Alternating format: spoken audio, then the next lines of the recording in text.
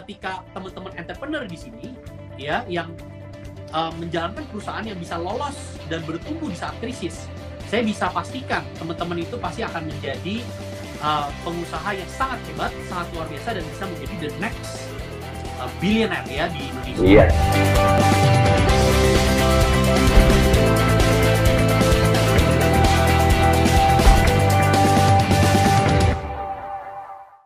Nah, betul. Sekarang Dani, pertanyaannya adalah gini, kalau gitu dari sisi si orang yang ini, karena pertanyaan simpel dulu deh yang spontan. Kalau gitu kenapa enggak saya ini ya? Kalau gitu kalau untuk dana lebih murah kan kalau saya perginya ngambil ke IPO aja, initial public offering. Sekarang kan nggak harus perusahaan gede banget gimana bisa IPO kan? Ya kan di Bursa Efek Indonesia lalu saya dapat dana banyak tuh gitu. Kenapa saya harus venture capital gitu? Nah, kalau orang bertanya begitu, atau kenapa nggak ke investor-investor yang tanda kutip tradisional aja, yang cuma nitip duit, terus kita balikin, kasih berapa persen tiap bulan gitu loh. Ya. Nah, apa bedanya, Dan? Kalau orang mungkin bertanya, kenapa bedanya harus venture capital ya, dibandingkan kalau yang, kenapa nggak IPO, kenapa nggak sama yang orang-orang yang tradisional investor aja tuh, yang pasif investor lah gitu. Benar. Ya. Jadi, yang pertama adalah access to larger capital. Akses untuk capital yang lebih besar. Karena venture capital itu dia mengelola dana yang lebih besar. Yang pertama itu, ya. Kemudian yang kedua adalah dia itu punya akses ke venture capital, venture private equity yang lebih besar lagi. Jadi ketika memang sudah ada roadmap-nya, dia mau menjadi unicorn, mau menjadi decacorn, mau nggak mau harus ke venture capital. Kalau misalkan mau menjadi orang yang pengusaha yang tradisional aja, yang membuka satu toko ya, atau misalkan di Coach Yohanes kan bilang mau menjadi Johnny the Kway Teow Man ya itu justru jangan jadi Johnny the Kway Teow Man gitu ya. Masa kway teow terus seumur hidupnya ya kan, punya bisnis. Iya, punya bisnis, merasa jadi pemilik bisnis, kartu nama CEO sih, gitu kan, founder sih, tapi ternyata selalu masa kue teow terus, itu mah bukan berarti. Jadi harus profitable dan autopilot, benar Dani? Ya. Benar, ketika mau jadi unicorn dan decacorn, memang venture capital adalah akses untuk mendapatkan venture capital investment, itu adalah langkah yang paling tepat, ya, karena menjadi unicorn dan decacorn itu bukan hal yang mudah ya, butuh banyak rangkaian puzzle yang harus dikumpul menjadi satu ya. Salah satunya adalah akses to capital yang banyak supaya dia bisa terus bertumbuh terus. Dan harus profitable, ingat itu ya. Jadi berarti dari seed funding gitu ya, seed funding angel investor ke series A, series B, series C sampai mungkin decacorn mungkin udah series apa, series Z kali mungkin ya, apa G atau apa gitu ya, dia udah series sekian gitu kan, yang main juga udah visinya kelas global banget, gede banget gitu, karena attracting another visi pastinya. Nah, sekarang kita balik ke bumi, tapi tadi kayaknya beberapa bahasa Mars yang orang nonton juga lagi pikir, oke, saya belum sampai ke situ tuh, tapi bagus dong kita buka wawasan kita ya nggak sih, Dan? Ya, buka wawasan kita, oh begitu ya, berarti ada dunia lain yang namanya venture capital, ada dunia IPO, ada dunia macam-macam lah gitu kan. Tadi kita ngomongin investasi, kita ngomongin bisnis, gimana caranya mendatangkan investor. Investor bukan hanya kasih uang, tapi kalau bisa kasih pandangan, strategic direction buat bisnis kita. Itu yang mahal justru. Dan juga dia punya ekosistem yang bisa saling support gitu ya. Oke, siap. Nah, sekarang balik ke bumi, Dan. Balik ke bumi, tapi naik helikopter. Ngeliatin ekonomi. Nah, pertanyaannya adalah, ini ekonomi gimana ya kata orang awam? Kan Dani basically berhubungan sama dunia keuangan, corporate finance, ngelihat makro dan sebagainya ya gitu kan. Nah, kira-kira secara helikopter apa yang terjadi sama ekonomi sih? Dan ke depan gimana? Nih orang bertanya begitu pasti kan, Dan? Gitu. Iya, betul. Indonesia dan global. Kalau pandangan orang Dani Sutradewa gimana? Iya, jadi ketika dari sisi ekonomi ya, kita sebagai venture capital, saya ibaratkan kita ini kayak petani, ya, dimana kita itu menabur benih, ya, di tanah yang subur dan di waktu yang tepat, di iklim yang tepat. Karena seberapa subur pun tanah tersebut, ya, ketika iklimnya lagi badai, lagi hujan lebat banget, ya, itu benih itu tidak akan tumbuh. Nah, jadi bagaimana kita harus menguasai iklim daripada ekonomi supaya kita tahu kapan badai ini akan berakhir. Yeah. Nah, saya sempat tulis beberapa pemikiran saya di buku The Fifth Season. Itu bagus banget buku itu, Dani. Thank you, itu Bong Chandra kirimin ke saya udah habis baca tuh dalam waktu cepat banget. Dari ujung ke ujung saya baca, Dan. Ini buku yang ada di ini saya. Nah, The Fifth Season, keren. Ya, di buku The Fifth Season ini saya rangkum beberapa rangkaian krisis-krisis yang terjadi dan bagaimana itu bisa merefleksikan apa yang sedang terjadi di Indonesia dan juga di dunia tentunya ya. Nah, ini yang Dani mau jelasin ke kita ini penting banget. Semuanya nonton konsentrasi. Dani mau jelasin nih, belajar dari sejarah dan akan berulang. Coba Dan, jelasin. Kita perhatikan baik-baik, ini penting sekali. Ya. Oke, ya jadi mungkin saya bicara mengenai Indonesia aja ya, secara singkat karena waktu kita tinggal 9 menit. Iya, nggak apa-apa lewat-lewat dikit, highlightnya bisa terus Dan. Oh iya, oke. Di saya bisa terus. Jadi ekonomi Indonesia itu kita ini merupakan developing country, kita bukan developed country. Kita bukan belum negara maju, tapi negara berkembang, gitu ya. Negara berkembang. Dan negara berkembang itu banyak kelemahannya. Jadi kita nggak bisa sembarangan cetak uang. Karena currency kita itu tidak berharga di dunia. Currency kita itu cuma berputar 90 sampai 95% itu cuma di Indonesia aja pemutaran. Domestik, ya. Domestik. Kita nggak bisa bawa rupiah, kemudian misalkan saya ke Vienna, ya saya pakai rupiah saya untuk beli kopi di sana, nggak mungkin ada yang mau terima. Nggak bisa. Kan? Yeah. Beda dengan US dollar. Mereka makanya kalau US dollar itu mereka bisa cetak uang sebanyak-banyaknya dan bahkan mereka bisa membantu negara-negara lain. Mereka bisa kasih pinjaman ke Indonesia, ke negara-negara yang membutuhkan gitu ya uang itu. Nah, Indonesia ini sudah pernah mengalami hyperinflation di tahun 1965 ya. Waktu itu transisi hyperinflation tadi agak kepotong ya. Hyperinflation ya. Indonesia sudah pernah mengalami hyperinflation. Jadi dia ketika di tahun 1965 ya, ketika transisi dari Soekarno ke Soeharto. Ya, jadi waktu itu kalau bagi teman-teman yang masih ingat pelajaran sejarah ada namanya G30 SPKI. Nah, itu di saat itu terjadi hyperinflation di Indonesia sampai terjadi redenominasi dan lain sebagainya. Akhirnya ketika karena pemerintah cetak uang banyak banget dan tidak di-pack sama emas gitu kan, memang saat itu cetak terus akhirnya duit kemana-mana tapi di domestik doang. Benar. Akhirnya orang belanjain apa semua harga naik gitu, gampangnya gitu ya Dan ya. Betul. Jadi akhirnya waktu itu terjadi transisi ke Presiden Soeharto. Nah, Indonesia udah punya pengalaman buruk itu. Jadi makanya sekarang Indonesia itu, pemerintah Indonesia, dia sangat hati-hati ketika dia melakukan yang namanya pencetakan uang. Ya. Nah, yang perlu dijaga, yang menjadi worry terbesar kita, itu adalah apakah akan terjadi the next crisis. Itu kan yang jadi worry terbesar. Ya. Di Indonesia terutama, apakah Indonesia ini akan terjadi yang namanya economic crisis? Sekarang ini kan kita berada di health crisis kan? Iya, tapi udah mulai masuk. Semua orang bilang kita udah officially in the economic crisis gitu-gitu kan ya. Ya, tapi coba penjelasan dari Dani coba. Ya. Nah, cuman adalah apakah stock market akan Dani, silakan, jatuh lagi? Ya, apakah pertanyaan terbesarnya adalah apakah jatuh lagi? Ya, apakah pertanyaan terbesarnya apakah ekonomi ini bakal hancur nih di Indonesia? Ya kan akan turun di Indonesia. Nah, yang perlu teman-teman perhatikan ketika melihat semua itu adalah yang pertama yang harus dijaga dan yang penting dijaga oleh pemerintah itu adalah confidence-nya dari masyarakat. Ya, investor confidence maupun consumer confidence. Iya. Ya, nah Indonesia ini kan developing country, dia harus bisa meng-attract uang asing itu masuk ke Indonesia. Jadi flow of money harus banyak nih masuk ke Indonesia.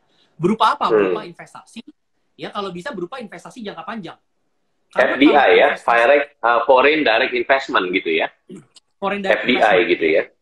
Ya. Itu yang terjadi di tahun 2010 sampai 2014.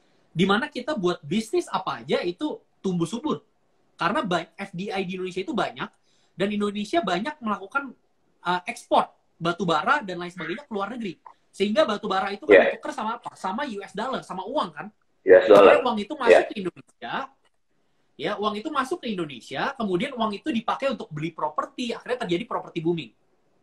Uang itu dipakai untuk beli franchise, untuk beli apa? Akhirnya Doni Pramono membuat Saurseli Group, ya kan? Karena uang itu banyak ngalir di masyarakat, banyak melakukan yang namanya penjualan ke luar negeri ya waktu itu di batu bara. Nah, Indonesia bisa tumbuh subur ketika dia ada di state itu lagi, waktu pada saat di 2010 sampai 2014, di mana waktu itu US dollar itu sampai 8.000 ya, 8.000 rupiah waktu itu US dollar. Kenapa? Karena penguatan foreign cash inflow ke Indonesia itu sangat besar, sangat tinggi ya. Inflow dari investment ya ke Indonesia itu sangat besar. Jadi ke depan gimana, Dan? Pertanyaannya nih. Iya. Jadi gimana ke depan kalau gitu? Menjaga itu. Makanya sekarang Bank Indonesia itu dia sangat reluctant untuk menurunkan suku bunganya. Suku bunganya masih tetap aja itu di 4%. Kita ini suku bunga kita itu yang tertinggi di Southeast Asia. Iya. Untuk apa tujuannya? Untuk apa? Ini ada tujuannya. Jadi kadang-kadang orang bingung ya. Ini kenapa sih kok lagi krisis, tapi kok suku bunga masih agak tinggi gitu. Nah, karena kita itu berusaha untuk foreign investor untuk masuk ke Indonesia. Karena kalau suku bunga kita tinggi, sementara di Amerika itu suku bunganya 0%, ya orang investor hedge fund manager di US maupun investment asset management manager di US, mereka berpikir, oh ini saya bisa investasi, bodohnya saya misalkan investasi di deposito bank di Indonesia aja deh. Saya bisa menumbuhkan uang yang lebih tinggi daripada saya investasi di Amerika yang cuma 0%. Di Jepang, interest rate itu minus. Negatif, ya. Jadi menyarankan orang untuk investasi di tempat lain atau untuk konsumtif gitu ya. Makanya interest rate-nya diminusin gitu. Iya. Interest rate diminusin. Makanya di Jepang, jadi itu namanya Abenomics ya. Jadi dia mengeluarkan sebuah monetary policy di mana interest rate-nya pokoknya dinegatifin. Ya, bagaimana supaya Jepang itu nggak resesi, Jepang itu terus dipertahankan ya ekonominya. Betul. Indonesia itu interest rate-nya 4%. Kenapa? Karena ya itu dia berusaha untuk meng-track ya foreign investor. Jangan sampai uang-uang yang ada di Indonesia ini keluar lagi. Itu bisa sangat kacau. Itu bisa akan terjadi seperti tahun 1998. Nah, 1998 itu sebetulnya asal muasalnya itu adalah karena trust hilang kan? Iya. Kenapa? Ya, karena trust hilang gitu kan. 98 ya kan gitu ya. 1998. Ya, kejadian titik balik daripada maksudnya titik jatuhnya Indonesia ya di saat krisis 1998 itu adalah terjadinya panik sebenarnya di Thailand, bank yang di Thailand. Ya central bank di Thailand dia tidak punya cadangan US dollar yang cukup sehingga mereka panik, akhirnya investor pada tarik uangnya keluar daripada Thailand.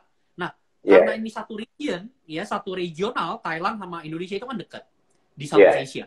Akhirnya investor asing di Indonesia itu juga panik, dia narik semua investasinya itu keluar daripada Indonesia sehingga dan waktu itu, di 1998, cadangan US dollar di central bank itu nggak cukup. Karena cadangan US dollar ini penting. Untuk apa gunanya? Untuk bisa investor itu merasa confidence. Ketika dia mau butuh tukar rupiahnya dengan US dollar untuk dia tarik keluar. Itu ada. Nah, kalau nggak ada, US dollar akan semakin kuat. Rupiah akan semakin lemah. Dia akan bilang, ya udah berapa aja deh. 20.000 gue tukar rupiah gue supaya gue bisa dapat. Yang penting gue mau keluar. Gue tukar aja. Iya. Dani, pertanyaan singkat ke lari ke pasar saham. Pasar saham sendiri hubungannya gimana kalau Dani lihat sekarang? Nah, pasar saham itu kenapa bisa naik terus? Karena sekarang ini perputaran uang itu ada di pasar saham. Ya. Perputaran uang itu belum masuk ke real economy. Iya. Karena confidence di real economy itu belum ada. Saya misalkan tanya ke teman-teman yang nonton di sini, misalkan ada uang 300 juta deh, ya mudah-mudahan di sini misalkan ada yang punya uang 300 juta. Kemudian saya tanya, 300 juta lebih pilih beli mobil atau investasi di saham? Pasti jawabannya investasi di saham aja.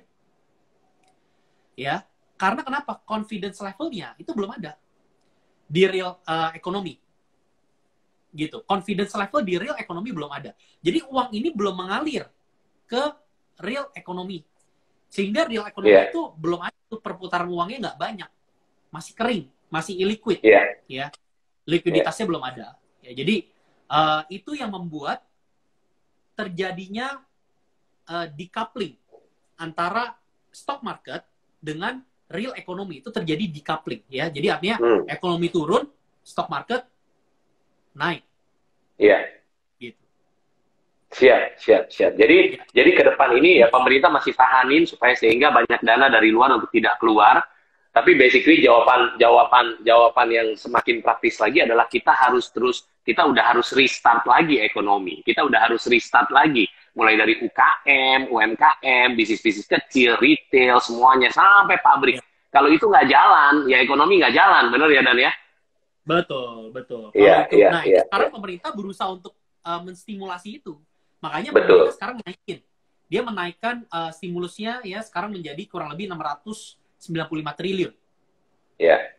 695, hampir 700 triliun ya. Jadi dia sampai bantu untuk nambel. Ya, kuncinya adalah harus masuknya dari atas ya, dan harus masuk dari pemilik bisnis, dari entrepreneurship gitu ya, supaya turun ke employee, turun ke ini, supaya akhirnya ngalir.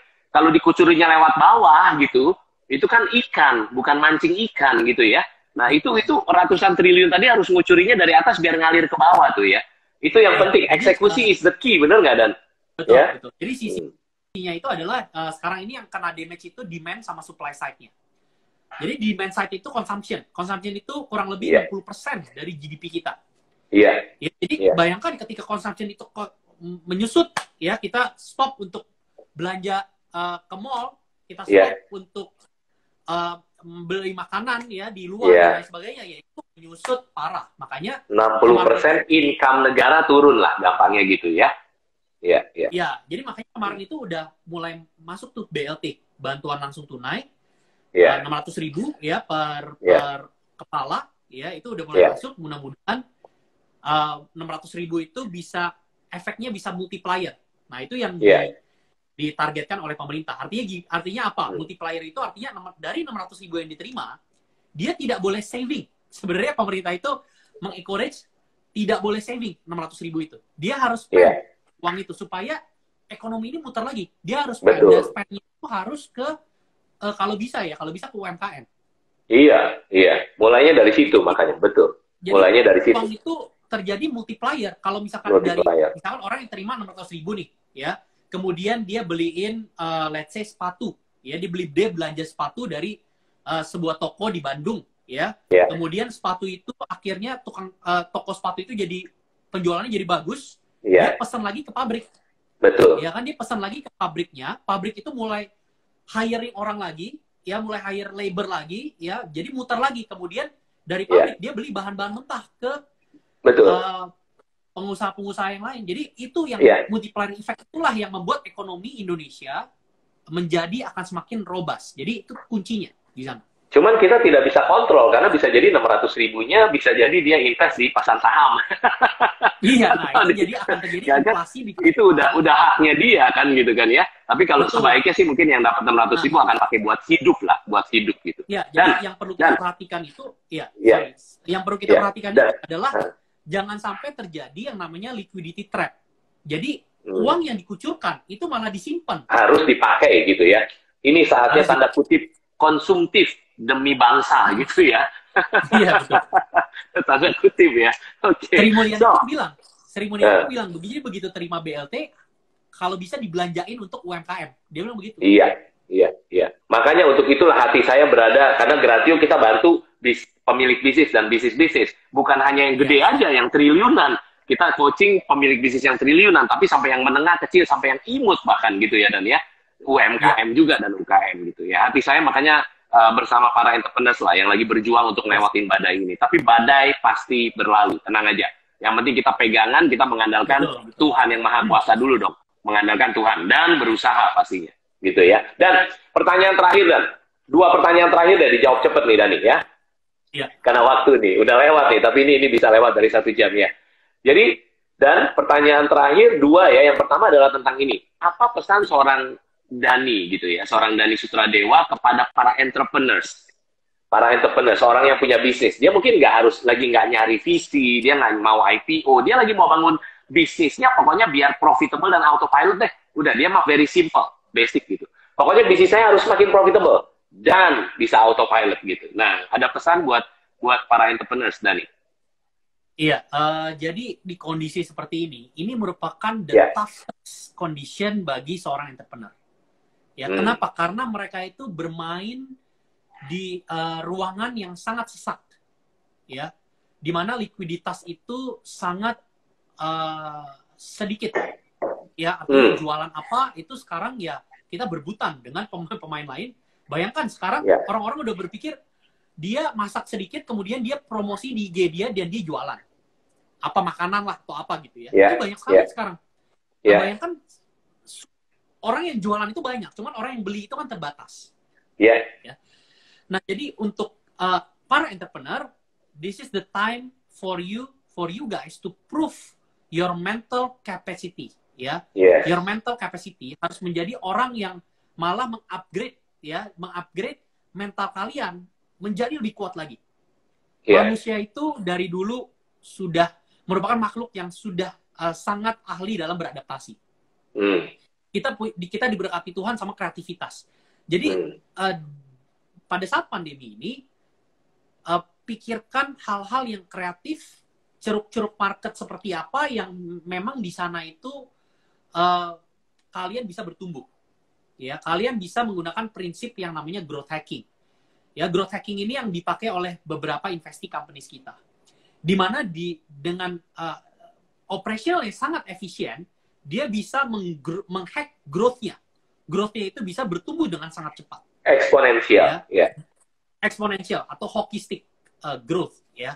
Hockey stick, ya. Jadi growth hacking itu hockey stick. Jadi growth hacking itu apa? Growth hacking contohnya ya, salah satu contohnya adalah yang pertama dengan cara misalkan referral system, ya.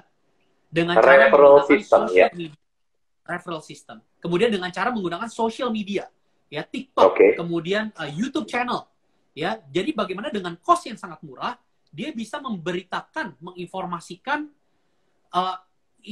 informasi dia itu ke semuanya. Jadi ini kayak contoh 4 kaki mejanya yang Coach Yohanes yang ada di buku itu. Marketing, ya kan, kaki meja pertama marketing, ya. Bagaimana cara memarketkan? Nah itu, ya.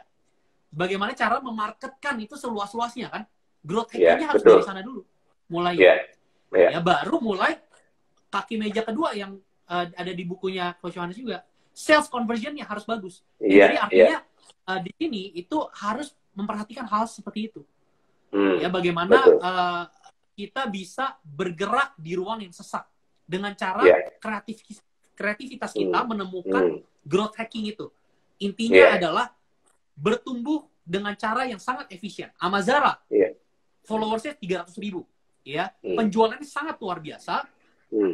Employee-nya cuma berapa? Cuma 6 orang. Ya. Wow. Dia penjualannya itu di online semuanya, online source, ya, dan lain sebagainya. Jadi kalau menurut saya itu bisa jadi satu contoh, ya, study case buat kita yang kita bisa implementasikan ke beberapa investee companies kita juga. Jadi karena kita investasi di banyak sektor, kita tahu mana sektor-sektor yang bagus, mana bisnis model yang paling tepat. Ya, kita jadi punya pengalaman itu. Ya, pesan saya buat tambahin pesannya Dani tadi, pesan saya buat para entrepreneurs adalah memang tidak mudah, ini saat-saat tidak mudah, tapi what doesn't kill you makes you stronger. Apa yang tidak membunuhmu membuat engkau jadi lebih kuat. Jadi upgrade diri, mungkin saya pelajarin semuanya. Baik. Saya kasih satu kabar baik ya buat para entrepreneur yang ada di sini. Dari 5 unicorn yang ada di Indonesia, tadi 6 itu ya, 6 sama Decathlon, 5 unicorn dan 1 Decathlon. Ya. Ya, dari semua itu, 3 itu dibentuk pada saat krisis 2008 di Indonesia. Perusahaan-perusahaan itu dibentuk pada saat krisis 2008, 2009 yang terjadi di Indonesia. Gojek itu dibentuk tahun 2008. Ya, kemudian ada Tokopedia, ada satu lagi Bukalapak, ya, itu semua dibentuk pada saat krisis. Dan bayangkan dari 6, ya 50%-nya ya itu dibentuk pada saat krisis. Decathlon-nya, satu-satunya Decathlon di Indonesia itu dibangun pada saat krisis. Kenapa? Karena dipaksa pada saat krisis itu, dipaksa kita untuk menjadi kreatif, dan kita dipaksa untuk berpikir bagaimana kita bisa mengefisiensikan jalannya perusahaan ini. Jadi di saat krisis saja dia bisa bertumbuh, apalagi ketika ekonomi lagi robust. Dia bisa bertumbuh lebih gila lagi. Nah, itu betul. Ketika teman-teman entrepreneur di sini ya yang menjalankan perusahaan yang bisa lolos dan bertumbuh di saat krisis, saya bisa pastikan teman-teman itu pasti akan menjadi pengusaha yang sangat hebat, sangat luar biasa, dan bisa menjadi the next billionaire ya di Indonesia. Iya, siap. Itu good news-nya. Jadi good news-nya adalah, saya tambahin lagi ya, dan ya buat yang lagi belajarin di sini, sebelum saya bagikan cara dapetin buku Bisnis is Fun gratis ini nanti ya, untuk dapetin gratis ini nanti. Tapi saya tambahin lagi bahwa tadi what doesn't kill you makes you stronger.